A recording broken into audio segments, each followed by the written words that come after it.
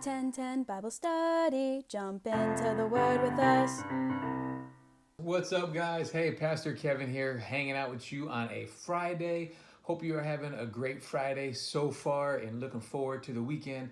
But again, if you're like me, it just all blurs together. But hey, just wanted to let you know that we are starting a new devotional for pretty much the whole month of May.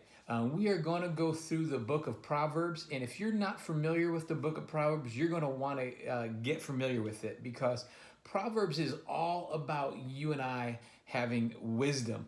And I know, I don't care how old you are. You could be in middle school, you could be in high school, you could be in college, you could be an old man like me. None of us have a desire to be a fool. None of us have ever said, man, I can't wait to grow up and be a fool. We don't want to be foolish. We want to have wisdom. And the book of Proverbs is the most amazing book when it comes to understanding what wisdom is. And you and I, we have more information. Wisdom isn't information, because you are probably watching this on a device right now that you could Google and get as much information as you possibly could ever use. We have more information at our fingertips than we know what to do with. It's almost overwhelming. It gives you a headache sometimes, trying to even just watch a show. You're looking for a movie to watch. You're checking Netflix. You're checking Prime. You're checking Apple TV. You're looking through Hulu. We spend more time looking for a show to watch than just watching a show. And so when you have so much information thrown at you, it's, that doesn't mean we're smart because we know stuff. Wisdom comes from knowing what to do with what we know. I heard an old saying a long time ago that it says, knowledge is knowing that a tomato is a fruit, but wisdom is not putting a tomato in a fruit salad, because that would just be disgusting. And so, wisdom is important for you and I to have. So I just wanted to share a few minutes just looking at the beginning, chapter 1 of Proverbs. So, and here's going to be my challenge for you. We're going to be off a little bit. So our team, Zach, Will, Allison, John, myself, we're going to be doing our studies like we normally do, Monday through Friday. But I would encourage you to read a chapter of Proverbs every day, because there's 31 chapters in Proverbs, and there's 31 days in the month of May. Now, Will wanted us to do that, but we voted him down, saying we wanted to stick to Monday through Friday type thing. So don't tell him that's what we're doing, because I don't want him to be like, I told you so.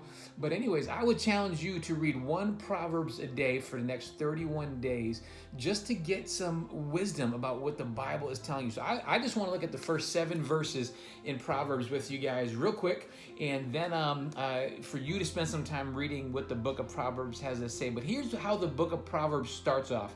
Chapter 1, verses 1 through 7. It says this: these are the Proverbs of Solomon, David's son, the king of Israel. And here's what's kind of cool. If you don't know who Solomon is, Solomon was King David's son in the Old Testament. And David was an amazing warrior that was able to, just really set up Israel as an amazing kingdom. And when Solomon came to reign, God said, hey, because your dad was so amazing and so faithful to me, whatever you ask for, I will give it to you. And Solomon asked for wisdom. He didn't ask for riches. He didn't ask for money. He didn't ask for power. He asked for wisdom. And if you read in the Bible about Solomon, you'll see how that blessed him, because he was considered to be the wisest man that ever lived. So that's who's writing this story. So King David's son. It says, their purpose, these Proverbs, is to teach people wisdom and discipline, to help them understand the insight of the wise. Their purpose is to teach people to live disciplined and successful lives, to help them do what is right, just, and fair. Listen, that describes us. We want to live successful lives. Again, I don't care if you're in middle school or high school. You want to be successful in all that you do. And then it says, these Proverbs will give insight to the simple, knowledge and discernment to the young. Listen, that's us.